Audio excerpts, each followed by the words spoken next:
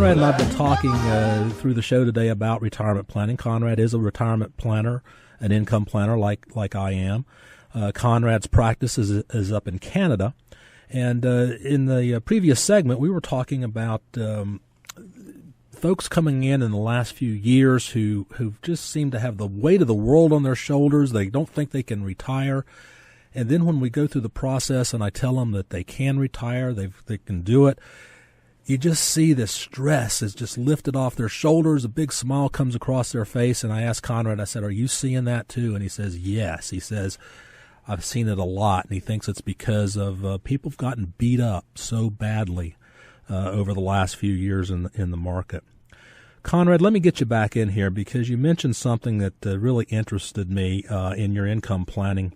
In your book, you're talking about matching income up with expenses. Can we talk about that a little bit more? And also, can I get you to talk to our listeners about the sequence of returns risk?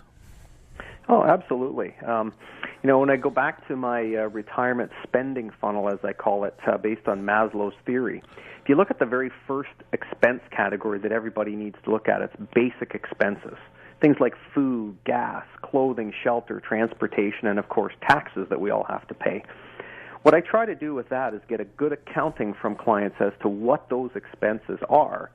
And then we want to look at what guaranteed sources of income do they have that can cover those expenses.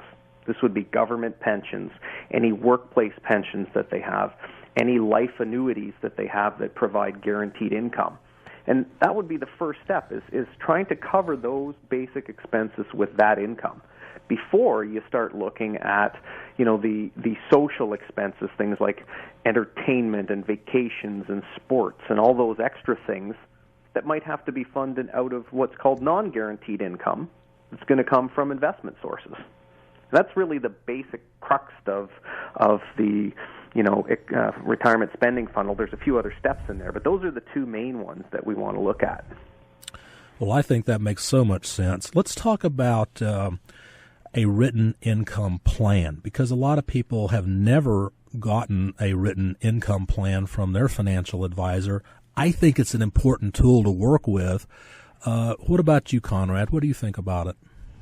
It's essential, and when I deal with clients who are looking for retirement income planning, the written portion of the plan is, I think that's what gives them that sense of relief that you've been experiencing and that I've been experiencing. Once they see this written document in black and white that shows them, here's all of your expenses, here's all of your sources of income, and if there's a gap between the income and the expenses, that's where the planning comes in from you and I, that we have to get creative and help them use the resources that they've saved up throughout their life to help pay for those things.